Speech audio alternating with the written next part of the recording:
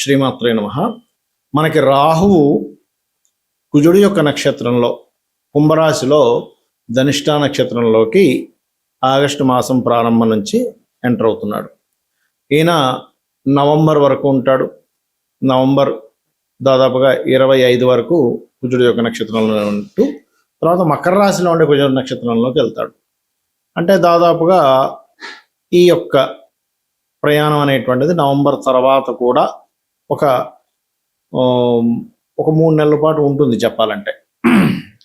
అంటే దాదాపుగా ఒక 6 నెలల పాటు, అంటే ఆగస్టు నుంచి ఒక 6 నెలల పాటు ఉండేటువంటి కుజ నక్షత్రంలో ఉండేటువంటి రాహు మేషరాశి వారికి ఎటువంటి ఫలితాలు ఇస్తాడు, ఏ విషయాల పట్ల మీరు జాగ్రత్త వహించాలి అనేటువంటి అంశాలు చెప్తుంది నేనైనప్పటికీ చెప్పిస్తుంది సాక్షాత్ లలిత అమ్మవారిగా భావిస్తూ ఆ లలితాంబిక అమ్మవారి యొక్క అనుగ్రహం మీకు పరిపూర్ణంగా కలగాలని మనస్ఫూర్తిగా కోరుకుంటూ, మేషం వారికి కుజుడు లగ్న అష్టమాధిపతి అండి.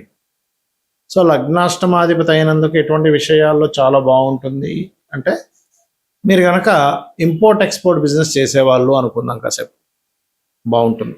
ఆన్లైన్లో ఏదైనా బిజినెస్ చేసేవారికి బాగుంటుంది. అందులో ఇన్సూరెన్సెస్ రిలేటెడ్ సంబంధించిన వాటి ద్వారా చేసేవాడికి బాగుంటుంది. కాకపోతే సహజంగానే మేషం వారికి యాక్సిడెంట్ ప్రోన్ ఎంతో కొంత ఉంటుంది మేషలగ్నం వారికి చూసుకున్నట్లయితే. అయితే ఎప్పుడైతే కుజుడు లగ్నాధిపతి అయ్యాడు మీకు, మరియు లాభస్థానంలో రాహుతో ఉన్నాడు. లాభంలో ఉండడం మంచిదే కదా అండి అంటే మంచిదే, అందులో ఎటువంటి డౌట్ లేదు. కాకపోతే నవంబర్ వరకు మీకు దాదాపుగా లాభస్థానంలో ఉండి దాని తర్వాత దశమంలోకి వెళ్తున్నాడు రాహు. అంటే వ్యాపారాల్లో ఉండేటువంటి వారికి నవంబర్ వరకు ఒక స్థితిలో ఉంటే, నవంబర్ తర్వాత ఎప్పుడైతే దశమంలోకి వెళ్తున్నాడో మేషం వారికి ఇక్కడ కెరీర్ విషయంలో మార్పులు, కెరీర్ విషయంలో ఓవర్ వర్క్ ఉండడము, స్ట్రెస్ ఉండడము, మీరు పెర్ఫార్మెన్స్ బాగా చేస్తుంటే మిమ్మల్ని చూసి ఓర్వలేని వాళ్ళు ఏదైనా జాబ్లో కొంత మిమ్మల్ని ఇబ్బంది పెట్టాలనే ప్రయత్నం చేయడము, కాంపిటీషన్స్ రిలేటెడ్ సంబంధంగా బాగా కలిసి రావడము, ఇలాంటివి ఎక్కువగా ఉంటుంటాయి. కాకపోతే ఏంటంటే ఎంతైనా కూడా మీరు మరి ఈ ప్రభావం తగ్గాలి అంటే ఏం చేయాలి? నవగ్రహాలలో కుజగ్రహము, రాహుగ్రహం ఈ 2 గ్రహాల దగ్గర దీపారాధన చేయండి. మరియు రావి చెట్టు ఉంటుంది, రావి చెట్టు చుట్టూ ప్రదక్షిణాలు చేసుకోండి. అదేవిధంగా ఓం అష్టమీ చంద్ర విభ్రాజ అలికస్థల శోభితాయే నమః అనే మంత్రం చేయండి. దీనివల్ల ఎటువంటి ఇబ్బంది కూడా మీకు కలగకుండా ఉంటుంది. మనకి జ్యోతిష్శాస్త్రంలో కాంబినేషన్స్ ఆఫ్ ప్లానెట్స్ అని ఉంటాయి, పర్మిటేషన్స్ అండ్ కాంబినేషన్స్ అంటూ ఉంటారు. అంటే 2 యోగించే గ్రహాలు, ఆ లగ్నానికి యోగించే గ్రహాలు 2 కలయిక వల్ల ఒక యోగం, ఆ లగ్నానికి అవయోగ గ్రహాల వల్ల యోగం, 2 శుభగ్రహాల వల్ల ఒక యోగము, లేదా 2 పాపగ్రహాల వల్ల ఒక యోగం ఏర్పడుతూ ఉంటుంది. అయితే ఇక్కడ మనం అర్థం చేసుకోవాల్సింది ఏంటంటే 2 పాపగ్రహాలు కలిశాయి, అది కనుక 3వ స్థానంలోనో 6వ స్థానంలోనో లాభస్థానంలోనో దశమ స్థానంలో కలిస్తే చాలా మంచి ఫలితాలు, అంటే వాళ్ళు చాలా బాగా పోరాడగలుగుతారు.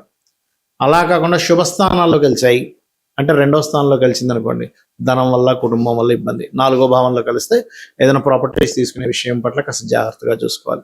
అష్టమంలో అయితే యాక్సిడెంట్స్ ఇస్తూ ఉంటుంది, భాగ్యంలో అయితే తండ్రితోని గురువులతోని హయ్యర్ ఎడ్యుకేషన్ విషయంలో ఇబ్బంది ఇస్తూ ఉంటుంది. 12వ భావంలో కనుక 2 పాపగ్రహాలు కలిస్తే వివాహ సంబంధించిన అంటే వివాహ జీవితం మీద ఎఫెక్ట్ చూపిస్తూ ఉంటుంది. అది మరి ఈ పాపగ్రహాల్లో ముఖ్యంగా సర్పదోషాన్ని ఇచ్చే గ్రహాలు, ఎందుకంటే రాహువు గనక కుజ నక్షత్రాల్లో ఉన్న కుజుడితో ఉన్న సర్పదోషము అంటూ ఉంటారు. మరి దీనికి ఏం చేయాలి? దీనికి మీరు చేయవలసింది ఏమిటి అంటే, ఇప్పుడు ఆశ్లేష బలి అంటూ ఉంటారు. ఆశ్లేష బలి చాలా మంది తెలియక ఏమనుకుంటారు, ఆశ్లేష నక్షత్రంలో పుడితే ఆశ్లేష బలి చేయాలనుకుంటారు. కాదు, సర్పదోషం ఏర్పడినప్పుడు ఆశ్లేష బలి చేయాలి, గుర్తుపెట్టుకోండి.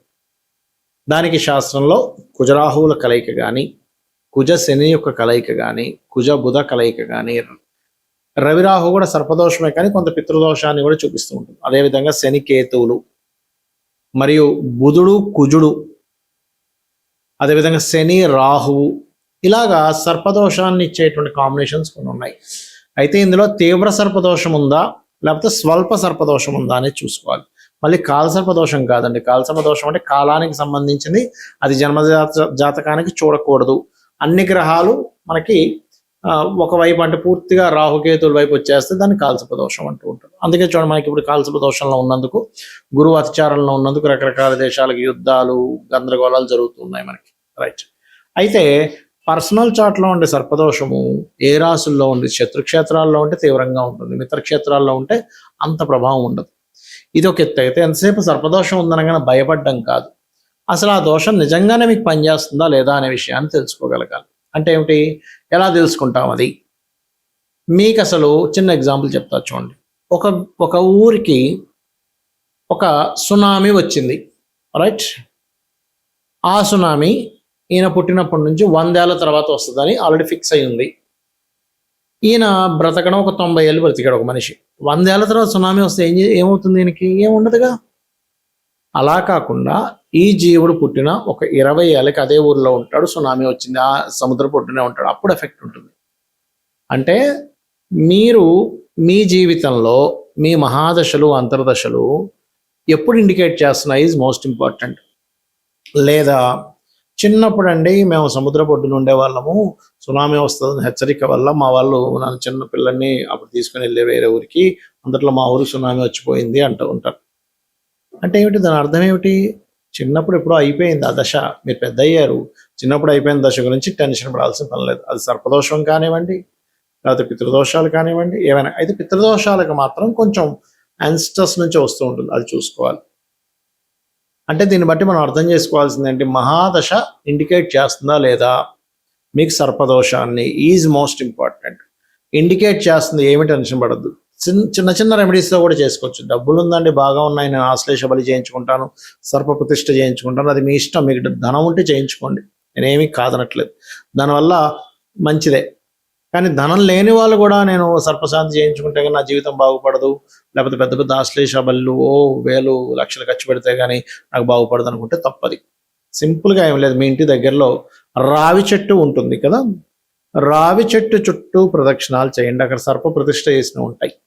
చక్కగా ఒక చెంబులో నీళ్లు తీసుకొని దాంట్లో పసుపు, కుంకుమ, గంధం కలిపిన వాటర్ తీసుకొని రావి చెట్టు చుట్టూ ప్రదక్షిణాలు కనుక మీరు చేసి, ఒక 3 కావచ్చు, 7 కావచ్చు, 11 కావచ్చు, 41 పర్లేదు, 21 పర్లేదు, మీ ఓపిక. ఎందుకంటే కాళ్ళ నొప్పులు ఉన్నాయి, 41 చెప్పాను అనుకోండి, అయ్యో గురుగారు 41 ప్రదక్షిణాలు చెప్పారు, నేను తిరగలేనండి అంటే కాదు, 3 తిరగండి సరిపోతుంది.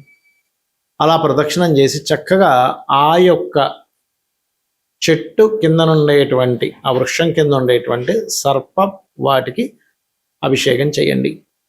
ఖచ్చితంగా మీరు ఏదైతే సర్పదోషం ఉందని బాధపడుతున్నారో, ఏ పనులు అవ్వట్లేదని టెన్షన్ పడుతున్నారో, ఎందుకంటే అది ఒక్కొక్క దగ్గర ఉంటే ఒక్కొక్క ఫలితాన్ని ఇస్తూ ఉంటుంది. ఇప్పుడు ధనస్థానంలో ఇప్పుడు రాశిలో పడింది అనుకోండి సర్పదోషం, వాళ్ళకి విపరీతమైన కోపం, వాళ్ళు ఏం చేస్తుంటారో అర్థం కాదు, విపరీతమైన కోపాలు వచ్చేస్తుంటాయి వాళ్ళకి. అలా కాకుండా ధనస్థానంలోనూ కుటుంబ స్థానంలో అంటే కుటుంబంతో సరైన సపోర్ట్, కుటుంబ సపోర్ట్ వీళ్ళకి లేకపోవడం అలా వస్తూ ఉంటుంది. 3వ స్థానంలో సర్పదోషం ఏర్పడింది, అన్నదమ్ములు అక్క చెల్లెలతోనే గొడవలు వస్తూ ఉంటాయి. 4లో ఉంది ప్రాపర్టీస్ కొనడం వల్ల, వాహనాలు కొనడం వల్ల, లేదా 4-8 కనెక్టివిటీలో వచ్చింది సర్పదోషం, అప్పుడు వాహన యాక్సిడెంట్స్ ఎక్కువ అవుతుంటాయి. సంతాన స్థానంలో ఒక సర్పదోషం వస్తే సంతానం ఆలస్యం అవ్వడం, కలగకపోవడం, కలిగినా అసలు మిస్క్యారేజ్ అవ్వడం జరుగుతుంటుంది. 6లో ఉంటే పాపగ్రహాలు మంచిదే, కానీ శత్రు బాధ ఎక్కువగా ఉంటుంది. 7వ భావంలో ఉంటే వివాహం విషయంలో ఇబ్బందులు వస్తూ ఉంటాయి. 8వ భావంలో ఉంటే తాతగారు ఆస్తి విషయంలో సర్పదోషం ఏర్పడినప్పుడు తాతగారు ఆస్తి మీరు డైరెక్ట్గా తీసుకోకుండా దాన్ని అమ్మేసి కొనుక్కోవాలి. అదేవిధంగా 8వ స్థానం కూడా is equal to accident prawns ఇచ్చేది. అదేవిధంగా అంటే లైఫ్లో సడన్ ఇన్సిడెంట్స్ ఎక్కువ జరుగుతాయి. భాగ్యస్థానం అయితే గురువులతోని, తండ్రితోని సరైనటువంటి సఖ్యత ఉండదు. అదేవిధంగా మీకు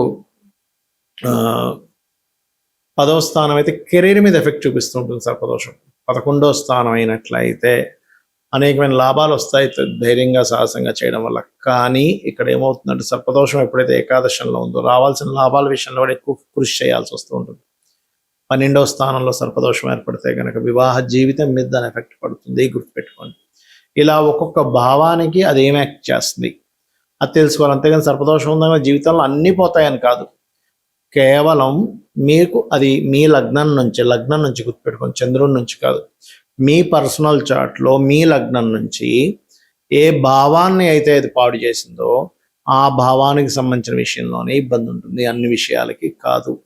మరి దీనికి ఏమిటి అంటే నేను ఇందాక చెప్పినటువంటి పరిహార మార్గం చేసుకోవడం, గరుడ పురాణం వినడం కానీ చదవడం కానీ చేయడం, సర్పసూక్త పారాయణం వినడం, సర్పసూక్త పారాయణం చేసుకోవడం, రావి చెట్టు చుట్టూ ప్రదక్షిణాలు చేసుకోవడం, గోవులకి బెల్లపు ఉండలు 4 బెల్లపు ఉండలు, క్యారెట్స్ తినిపించడం, బీట్రూట్స్ తినపడం చేసినట్లయితే కూడా మీకు ఆ సర్పదోష ప్రభావం అనేటువంటిది పూర్తిగా తగ్గుతుంది. శ్రీమాత్రే నమః.